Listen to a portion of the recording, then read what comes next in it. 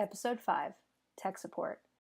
In Episode 3, Customer Service of this video series, I talked about the benefits and value of learning about customer service, face-to-face customer service that is. From 1998 until 2007, I on and off worked at a grocery store called Publix.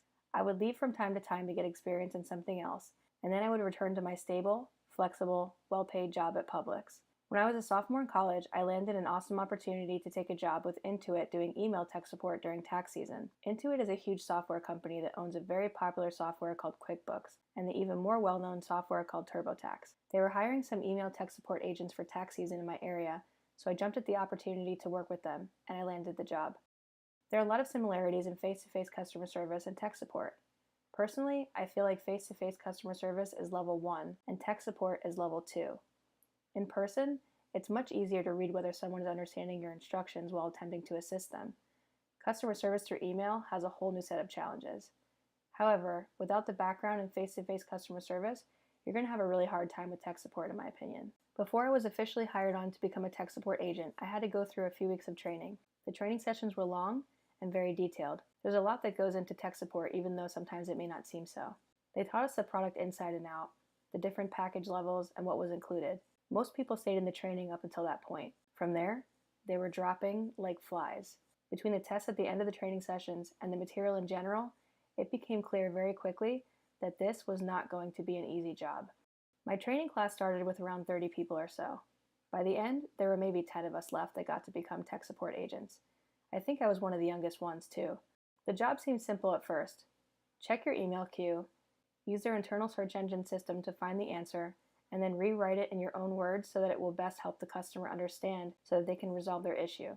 All of this while being very professional, friendly, and making the customer feel like they're emailing back and forth with a real person who cares about getting their issue resolved. Easier said than done. When you would finish helping a customer and got the confirmation on their end that their issue was resolved, you would close their case and then they would receive a survey. The customer would then fill out the survey and it would go to our supervisors. Just like in the training, I watched as every week the tech support desk emptied out one by one from the agents getting unfavorable reviews. I had overheard some of them talking through my cubicle about how easy the job was. All I have to do is copy and paste the answer, I heard one of them say. Simple, they said. After about a week or so, they were gone as well. I took that job very seriously. I took my time to craft each email, and I made sure that I gave enough information to the customer so that they would be able to resolve their issue without giving them too much as to confuse them. I was as personable as I could possibly be via email. If I got stuck on an issue and I needed help, I would ask for it from a supervisor. I didn't want to give anyone bad information or bad customer service. As a computer person myself, I know how frustrating that can be. At the end of tax season, there were very few tech support agents left, and I was super proud to be one of them. That job helped me to improve my communication skills, my search skills, my customer service and technical support skills, as well as made me a bunch of money in a short period of time. And now I can say that I worked for the infamous Intuit.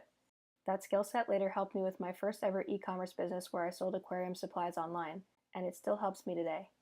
The lesson? Take every opportunity that comes your way, make the best of it, and do the best job that you can. I'm going to make up a method using video game terminology to better illustrate how important this is. I'll call it the Link method. Here's Link from the Nintendo game series, The Legend of Zelda. Quick PSA, for those of you who don't know, Zelda is actually the princess in the game, not the dude. The dude, the main character who you play as, his name is Link. Okay, back to the Link method. Throughout the game, Link acquires different types of weapons and items that he adds to his arsenal. You need all of these in order to move to the next part of the game. Ultimately, you need quite a few of the weapons and items that you found in the very beginning of the game to get to the end boss and defeat him. If Link was an entrepreneur, the jobs that he worked throughout his career would be the temples in the game. Each job gives Entrepreneur Link a bunch of skill sets instead of weapons and items in the Link method. As Link builds up his experience, his arsenal of skills grows. By the time Entrepreneur Link is ready to start his own business, he can choose from the skill sets in his arsenal to both ensure his success as well as put him a step above the competition. So if you take every opportunity that comes your way and do the best that you can, you will build up your arsenal of skills and it will make you a better business person. You never know what skill set will come in very handy and put you a step above the competition as you build and grow your business.